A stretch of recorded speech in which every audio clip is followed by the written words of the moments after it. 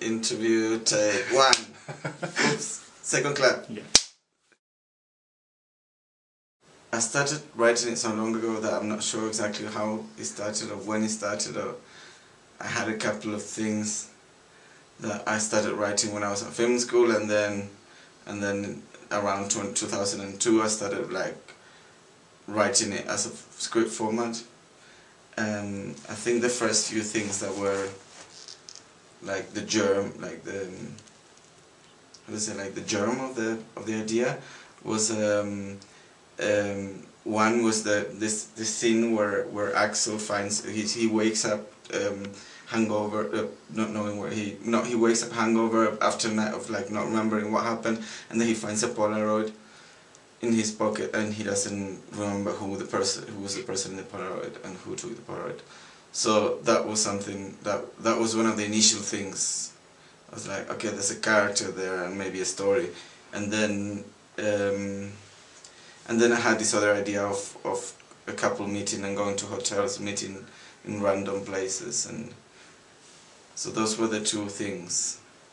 But then the script, it took a long time for you know, the development process was really long. It was like 6 years or something, and in the middle I got really bored of it and got bored of rewriting, and I started working on Glue, and I wrote a synopsis of Glue for like in 2 weeks or something, and then I shot the film in 2 months. And the way I like writing as well is leaving the script aside and then writing things that are like in another format. So it would be like a short story instead of a scene, or write I don't know, write like characters' diaries, or just develop things like parallel documents that are more like literature format than script format. So I'm not sure exactly what was then. You know, I don't remember all the different drafts. It's been a long way. I remember what was the decision, like the big changes that I did in the last couple of drafts. That was what made the financiers say, okay, the script is ready, you can start shooting. Mm-hmm. And that was I used to have 3 stories, and I took 1 out, and I kept only 2.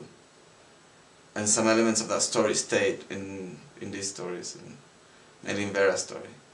But yeah, it was a couple, and the character was actually the boy who Lucas, who's the Argentinian guy, well, we don't know that he's Argentinian, but he's who's the ex-boyfriend of Vera. He was actually someone else's boyfriend.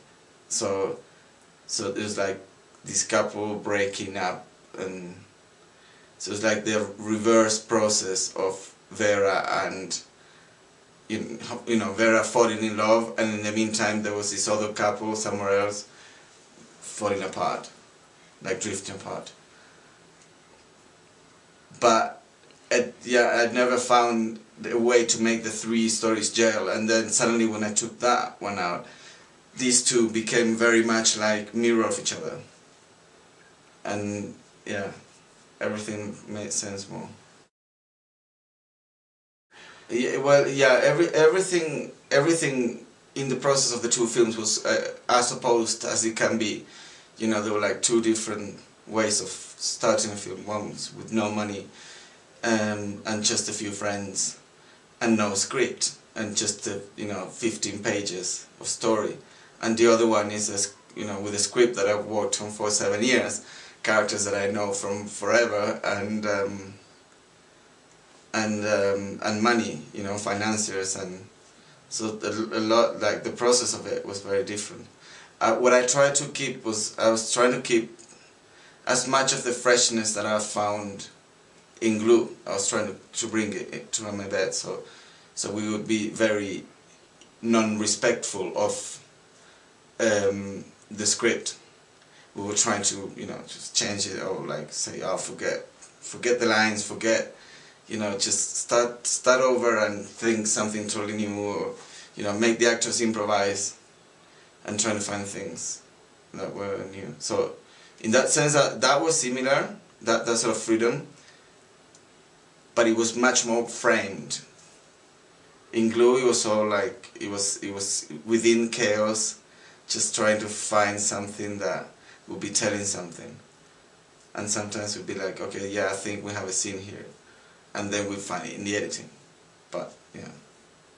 I was definitely more I mean, I felt confident in Unmade Beds because I've made already a film that was so not, you know, like so not structured, that I felt confident recreating some kind, or creating some kind of chaos on set in Unmade Beds. And I think if I had made them the other way around, I would have made something more stiff or more, you know, I wouldn't have taken so many risks, I think.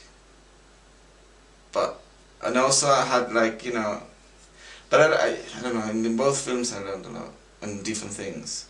In one it was all like, you know, I learned, and in Glue I learned what I could get from freedom, from absolute freedom. And what I, you know, and how freedom can play against you as well, you know, when you're editing and you suddenly you have a cut that's too long but you think it's fine and no one's telling you cut it down. And in Unmade Beds I had 100 people telling me, not 100 but 5, telling me cut it down, cut it down. So I think it's I don't know, they're both like learning processes that are quite different. I changed the nationalities of what I had in the script originally. I changed them, and in different stages I changed. I kept going back from one country to another, and suddenly Axel was from Poland for a long time. That's why his name is more, you know, it's not a common name in Spain. But then when I was doing casting, I decided to change things around again, and Vera used to be Argentinian, so, and then before in the earlier draft there was the couple was an Argentinian couple, so there was, yeah, maybe there was more of my own personal experience there, or my own, you know, like how you feel coming from so far away to a city like London as opposed to coming from Madrid or, you know, France or whatever. But I don't know, at the same time I felt like the characters were eventually what I found, like when I decided Axel was from Madrid, I was like, okay, that's when I met Fernando, I was like, oh, that is the place where he has to be. I couldn't think that he would be like Mexican or, you know, from somewhere farther away. He had to be this kid that felt really confident going around Europe, and someone who grew up like in Europe with open frontiers, you know, like EU. So that was important, I thought, for the character, and then for Vera, when I hear the voiceovers in French, I was like, yeah, it makes sense. In French, it's what, you know, that's where she's from. She thinks that way because she's French or something. I'm curious to see how the reaction of, I mean, because festival audiences are so different from normal audiences most of the times. So I'm curious to see what a regular audience in England would be like. How would they react to the film? In general, you know, it's very positive everywhere. People like it, and even people from different ages. I know there's a limit to the age range, and people who are like over 60, they probably find it boring unless they're really cool, or, you know, like they can connect to young things or whatever. Then I found, like, I know the typical thing, like in some countries people laugh a lot more than in others. Like in France people don't laugh so much, or, you know, in Argentina people didn't laugh at all, I think. But then in America everybody's like cracking up for the whole film, and it's almost too much. And you're like, really? It's so funny? It's not, isn't it?